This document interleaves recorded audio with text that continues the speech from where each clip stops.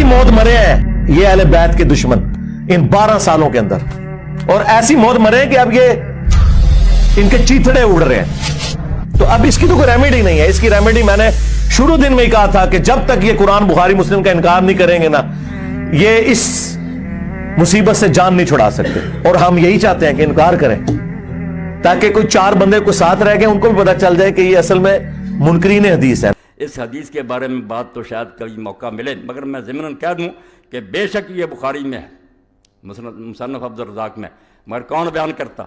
शुरू से लेकर सारे शामी हैं। कोई मक्के का, मदीने का, इराक़ का, दुनिया के किसी मुसलमान मुल्क में किसी को खबर नहीं है कि हजूर ने ये इतला दी थी।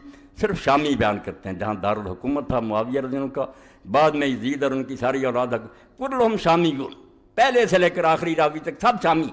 और शामी भी कैसा? सौर बिन यज़ीद अल-किलाई, जो मदीने में इमाम मालिक साहब ने कहा कोई इसके पास ना बैठे, ना इसकी रिवायत लिखे। बीमारी क्या थी?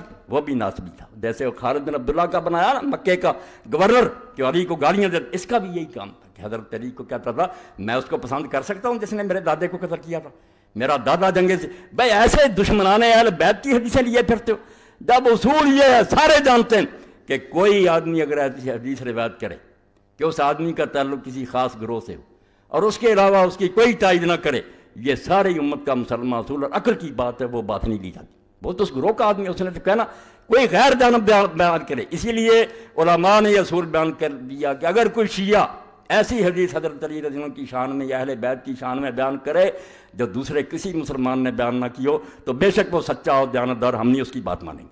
शुबा है क्योंकि इसका ये अक़ीदा और मसलक है, उसकी हिमायत में गड़ली होगी। बात कदरे दिल को लगती है कि वाकई मोहतात रहना चाहिए, मगर यहाँ आकर सारे असूल ख़त्म। सौर बिन यज़ीद अल-किलाई का निकाल लें तर्जमा, अगर ये अली से दुश्मनी रखने वाला नहीं था मेरे ज़िम्मे लगा। इसकी हदीस मोतबर होती है, जो इल्म में हदीस उसके मुताबिक कोई ग्रोह जिसका खास अक़ीदा वो अपने मसल की हिमायत में।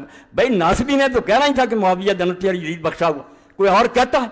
किसी किताब में दूसरे कोई रिवायत है? ये ज़िमनन बात आ गई। इसकी रेमेडी मैंने शुरू दिन में ही कहा था कि जब तक ये कुरान बुखारी मुस्लिम का इनकार नहीं करेंगे ना, ये इस मुसीबत से जान नहीं छुड़ा सकते।